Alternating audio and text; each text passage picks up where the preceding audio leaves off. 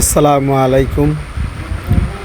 দেখেন, আমাদের মুসলমানের উৎসবের দিন হলো প্রতি সপ্তাহে শুক্রবার।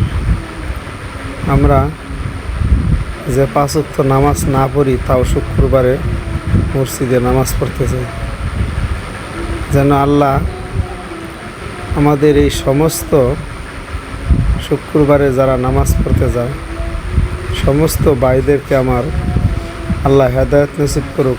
এরা যেন 5 ওয়াক্ত নামাজ আদায় করে, এরা যেন আল্লাহ বুঝ দান করুক, সঠিক পথে চলে, 5 ওয়াক্ত নামাজ আদায় করে আল্লাহ এদেরকে বুঝ দান করুক। বেশি বেশি করে আমরা 5 ওয়াক্ত নামাজ আদায় করব ও প্রতি শুক্রবার গরিবের হজের দিন আমরা সমস্ত মানুষ মসজিদে নামাজ পড়তে যাব।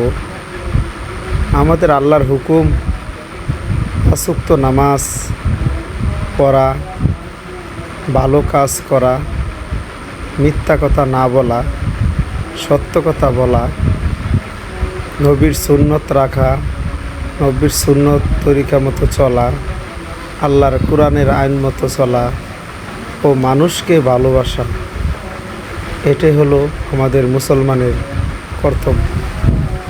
আমরা সবাই মিলেমিশে, হিন্দু মুসলিম ভাই সবাই আমরা একসাথে সারা বাংলাদেশে বাস করি। আমরা সবাই মিলেমিশে থাকব ও আমরা মুসলমান ভাইরা বেশি বেশি 5 ওয়াক্ত নামাজ আদায় করব। আমরা মিলেমিশে থাকব।